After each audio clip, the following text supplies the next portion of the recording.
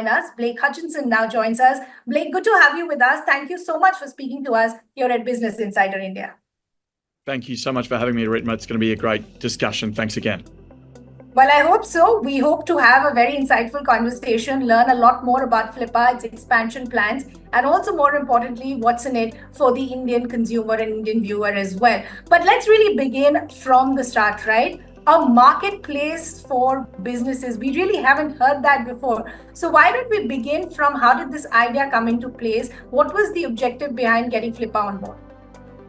So Flippa has been around for 15 years. And back then, two visionary founders, Mark and Matt, did have this global vision to enable entrepreneurs to exit and sell their companies. Now, of course, 15 years ago, there were very few established online businesses and digital assets. But now, today in 2024, clearly the digital economy has evolved a lot. And so we've been benefited by and blessed by this unique history that we have. Long story short, the mission is to enable exits and really democratize that mergers and acquisition process, which has been reserved for so few people around the world, and make that more accessible to so many more.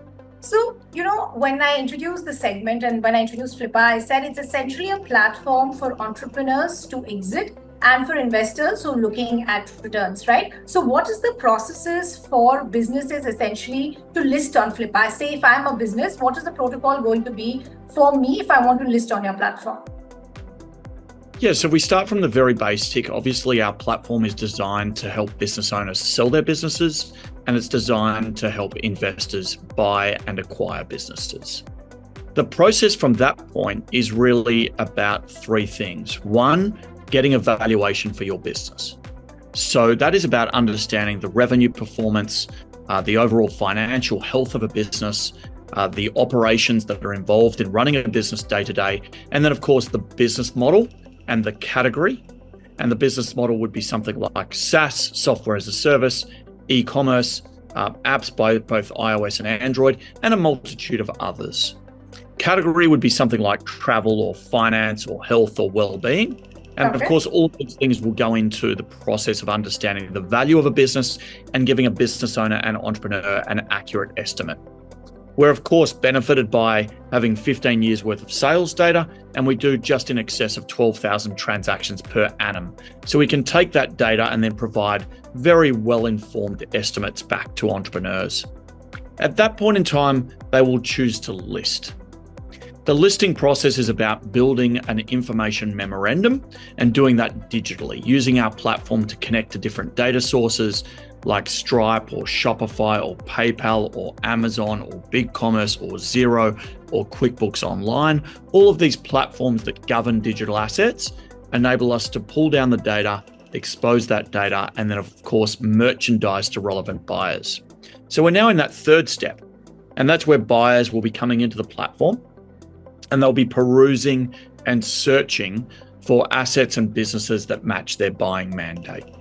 At that point in time, negotiation begins. They're below the surface of the Flippa platform, and within that we have a multitude of different services. We have our advisory service, we have the due diligence service, we have all of that data there that they can expose and look at and then make informed judgments as to the performance of the asset. We also have legal services built in throughout the platform too. So it's super comprehensive, but number one, get a valuation, two, list, and three, negotiate. Wonderful. That sounds wonderful. That actually helps me understand a lot in terms of how businesses go through various checks and balances, and then what is the kind of options for them in terms of their own negotiation as well, right?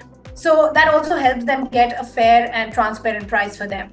But the next question, and this is obviously more from an industry perspective and from a platform perspective as well, which is that today businesses is, selling is a lot more than money, right? When you get into a partnership like this, you obviously want trust and you want transparency, right? So how are you ensuring that the money that is exchanged, one, it's given on time, there are no loopholes that are missed? How do you ensure that there is transparency and trust on both sides? Yeah, this is a really important process of the